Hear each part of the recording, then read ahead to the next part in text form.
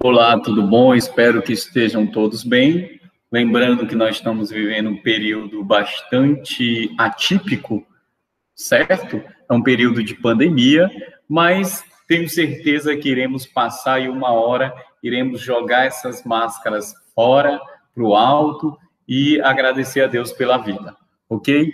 Temos mais um momento, esse momento é a aula de História, agora entendendo a formação, né, dos Estados modernos na Europa, certo? Ou seja, vamos entender um pouco o processo de centralização política na Europa Ocidental, certo? O que nós já entendemos, o que nós temos sobre isso? Sabemos que a estrutura política centralizada, ela satisfez os desejos da burguesia, certo?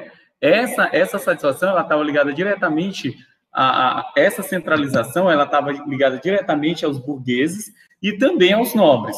Eu não posso esquecer em momento nenhum do olhar da nobreza, do pertencimento da nobreza dentro desse contexto, certo? Então, tanto a nobreza quanto a burguesia, ela tinha interesse nessa centralização. Muitos historiadores citam mais a burguesia, né? Até porque a burguesia ela deu um patrocínio ainda maior para que isso fosse, para que essa centralização do poder ocorresse nas mãos do rei, ok? Os burgueses, eles ansiavam, né, pelo regime que eles garantissem direitos e proporcionassem uma certa segurança, né? Já a nobreza, ela, por meio de um regime forte, ela acreditava, queria pôr fim nas insurreições camponesas que haviam naquele período, certo? Os monarcas, né, aproveitando disso, mantiveram relação de interesse, então aí vocês vão ver uma relação de interesse, como também uma relação de poder, onde tem súdito e rei, tem relação de poder, a gente nunca deve esquecer disso, né, dessa relação de poder existente, também aí há uma relação de poder, certo? E essa relação de poder, ela ocorre entre os dois grupos, né? E essa relação de interesse, ela também ocorre entre os dois grupos, entre os burgueses, entre a burguesia e o rei, e o monarca, entre o monarca e a nobreza, certo?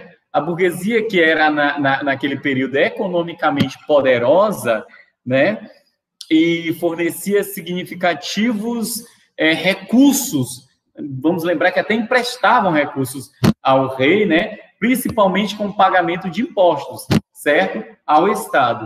E, ao mesmo tempo, eles procuravam manter um bom relacionamento com a nobreza. O rei procurava manter um bom relacionamento com a nobreza.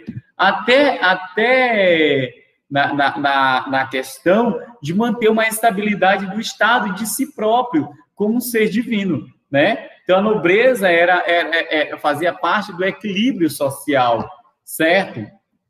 Do rei. Certo? E assim ele distribuía cargos entre essa nobreza. Então, quem vai ocupar o cargo público, a burocracia, o corpo administrativo, é a nobreza, não é a burguesia. Ok, gente? Até aí?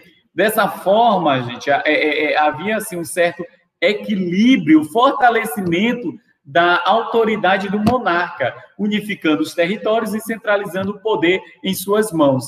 Cada uma das grandes monarquias europeias, elas vão ter seu próprio processo de formação e de chegada ao poder, ok? Essa aula agora, nós vamos discutir e destacar um pouco da formação da monarquia inglesa, da monarquia da Inglaterra, ok? Eu preparei um trabalho rápido para que a gente possa estar discutindo, ok? Então, vamos lá. Opa, perdoe-me.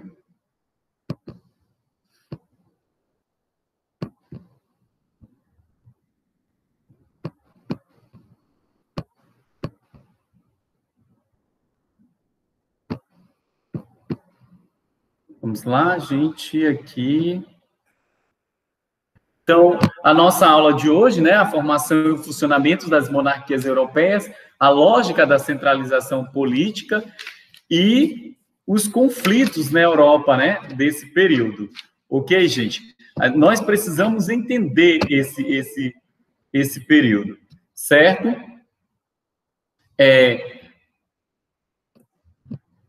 Aula que é destinada ao 7º ano, a unidade temática e organização do poder e as dinâmicas do mundo colonial americano, objeto de estudo a formação e funcionamento das monarquias europeias, a lógica e a centralização políticas e os conflitos na Europa, habilidades, conforme a BNCC descreveu o processo de formação e consolidação das monarquias e suas características com vistas das razões da centralização política. Então, vamos entender um pouco dessa questão, porque essa questão ela vai estar ligada a um contexto também chamado de absolutismo, né? Essas monarquias, a formação dessa monarquia, ela vai estar direcionada com esse contexto do absolutismo. Segundo Souza, ele aponta que o absolutismo foi um período do velho continente, o velho continente europeu, marcado pela centralização de poder nas mãos dos monarcas entre os séculos XVI e XVII. A união entre os reis e a burguesia para superar o sistema feudalista, diretamente na consolidação das práticas absolutistas, assim, a formação dos Estados nacionais modernos, constituiu a estrutura política e econômica dos países absolutistas em direção a um governo centralizado no poder real. Durante esse período, surgiram vários teóricos, como a gente já falou, né? Dentre eles, nós temos Maquiavel, que escreveu O Príncipe, Tomás Hobbes, que escreveu Leviatã, e Jacques Bossuet, que escreveu Política, retirada da Sagrada Escritura. O grande Jacques Bossuet, que a gente ainda não discutiu muito sobre ele, foi um teórico responsável por envolver a política e a religião em sua tese, né? Em seu desenvolvimento. Ele partiu do pressuposto que o poder real era também o poder divino. Então, o poder real estava ligado a Deus, certo? Pois os monarcas eram representantes de Deus na terra. Por isso, os reis tinham de possuir o controle total da sociedade. Dessa forma, eles não poderiam ser questionados quanto às práticas políticas. Assim como o monarca possuía o direito divino de governar, e o súdito que voltasse contra ele estaria questionando as vontades de Deus, né? As verdades de Deus. Então, é interessante a gente entender, porque cada um ele vai fazer uma defesa surpreendente. Para Hobbes, ele vai entender que o rei ele é um símbolo onde ele diz ao homem, ele representa o homem, ele defende o homem de si mesmo, certo? É o representante do homem, da bondade, da benignidade de Deus na terra, certo? Já Bossuet, ele fala que o rei, ele é um ser divino. Maquiavel, quando ele escreve o príncipe, ele tem que dizer, olha, que o príncipe ele tem que ser não bondoso, mas o príncipe ele tem que ser respeitado, né? O príncipe ele tem que ser honrado. Então, esses pensamentos que falam sobre esses seres, esses reis daquele período, eles são bastante fundamentados, tá bom, gente? Há uma fundamentação, ok? Há uma fundamentação aí, certo? Bom, continuando o nosso pensamento, a Inglaterra, ela se formou com base nas conquistas, né, durante o reinado de Guilherme, certo? Em 1154,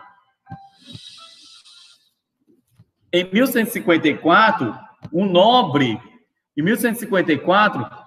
francês Henrique de Plantageneta, parente de Guilherme I, herdou a coroa do Reino da Inglaterra, passando a se chamar de Henrique II, em 1520. em 1154.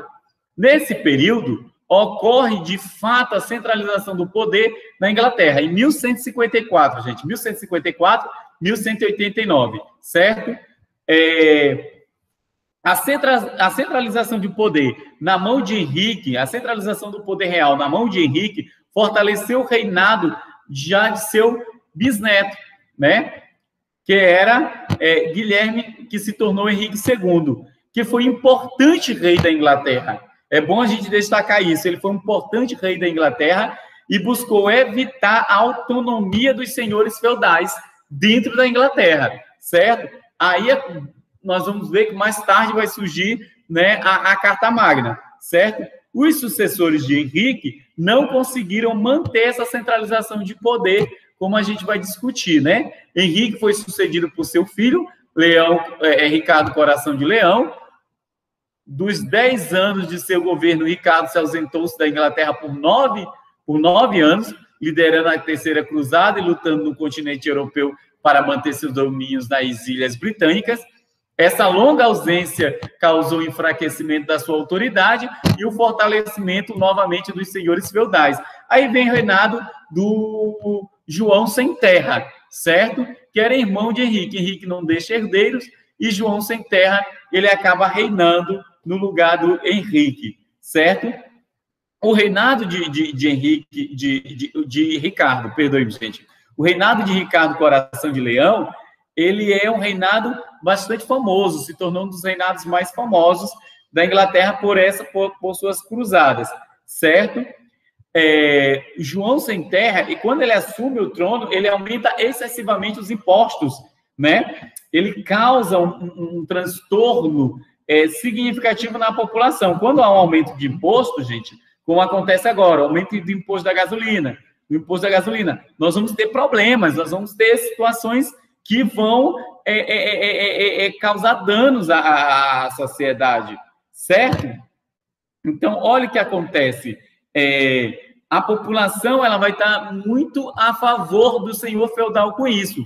Então, vamos prestar atenção nesse ponto. No reinado de João Sem Terra, 1199-1216, irmão de Ricardo, o enfraquecimento da autoridade real foi ainda maior. Após ser derrotado em conflitos com a França e com o papado, João Sem Terra foi obrigado pela nobreza inglesa a assinar um documento chamado a Carta Magna. Aí que sai a Carta Magna, que é um documento importante, que é a Constituição, a base da Constituição inglesa, certo? Por esse documento, a autoridade do rei da Inglaterra ficava bastante limitada. Ele não podia, por exemplo, aumentar impostos sem a prévia autorização dos nobres. A Carta Magna estabelecia que o rei só podia criar impostos depois de ouvir o grande conselho formado por bispos, condes e barões, né? Os barões das mais alta hierarquia, gente. Henrique III, ele assume o trono após, né, o reinado de João Sem Terra, tá? João Sem Terra morre, Henrique III assume em 1216 e fica até 1272. Filho e sucessor de João Sem Terra, além da oposição da nobreza, enfrentou a forte oposição popular. O nobre Simon Montfort liderou a revolta da aristocracia e conseguiu a adesão popular.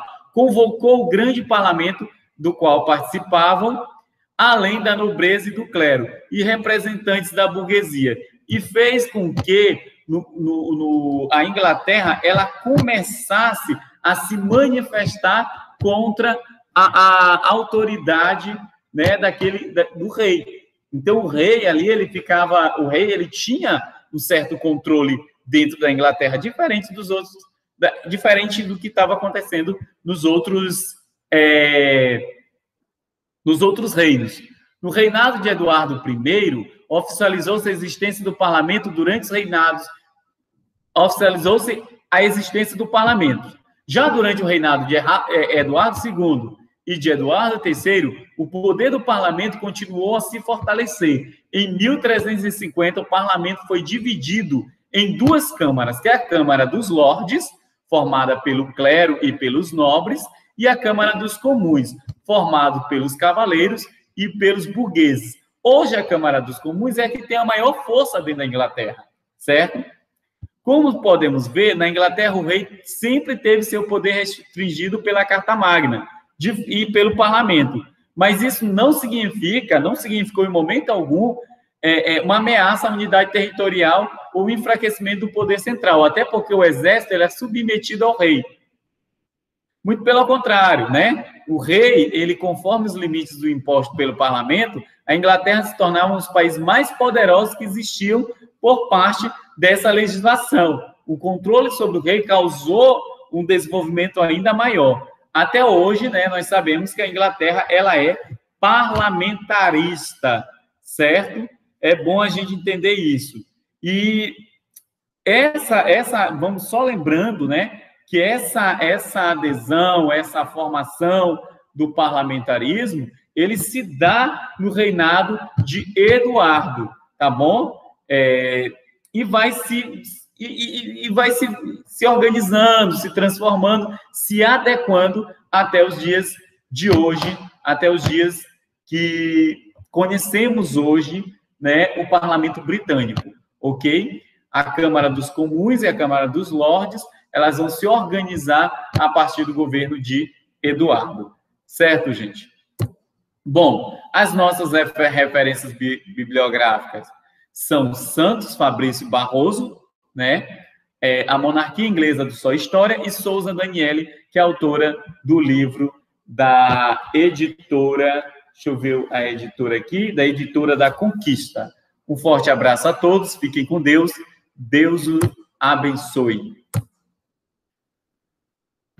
Eu espero que vocês tenham gostado das nossas aulas e curtem o nosso canal, participem, interajam, dialoguem mais conosco, tragam ideias para que possamos melhorar ainda mais este canal. Agradeço a todos, um forte abraço e estamos juntos nessa para vencermos a pandemia, ok? Então vamos lá, gente. Eu agora irei sair, né? Mas voltarei com a próxima aula falando sobre a formação da monarquia francesa, ok? Forte abraço, pessoal.